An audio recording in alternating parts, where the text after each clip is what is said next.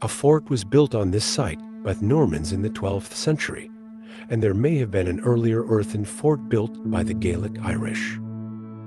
The present fort was built in 1587 by Queen Elizabeth I to defend Waterford from possible invasion by the Spanish Armada.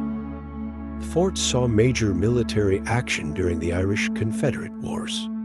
Commanded by the Royalist governor Lawrence Esmond, 1st Baron Esmond, it was besieged and captured by Irish Catholic Confederation forces under Thomas Preston, 1st Viscount Tara, in January-March 1645, the first time that mortars were used in Ireland.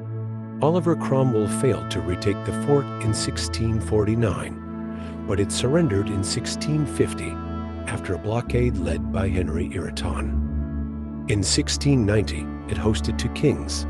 King James II sailed from Duncannon to Kinsale on 3rd July, and then to France, while King William III stayed at the fort in September 1690, when bad weather delayed his return to England.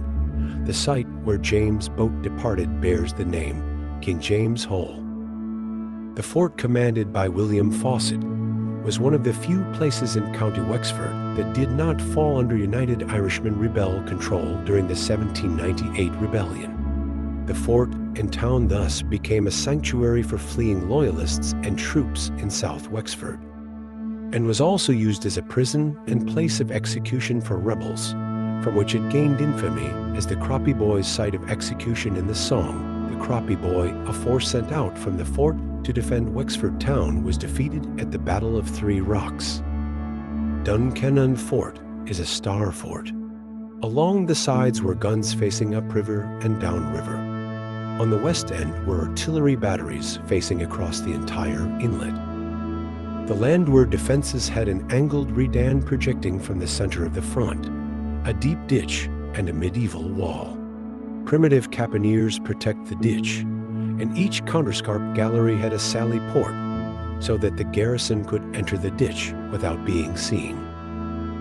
A nearby hill, Windmill Hill, would offer a perfect site to bombard the fort.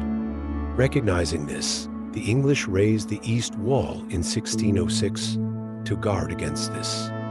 Duncannon continued to be used as a fort by the British Army, being handed over to the Irish National Army only to burn down in 1922 during the Irish Civil War. It was occasionally used by the Irish Army Reserve for summer camps before being given to Wexford County Council in 1993 and later opening as a museum. Thank you for visiting my YouTube channel. If you're not subscribed to my channel, but find you keep coming back, please subscribe. It would help me know that you like what I do, and I can keep on making these kinds of videos.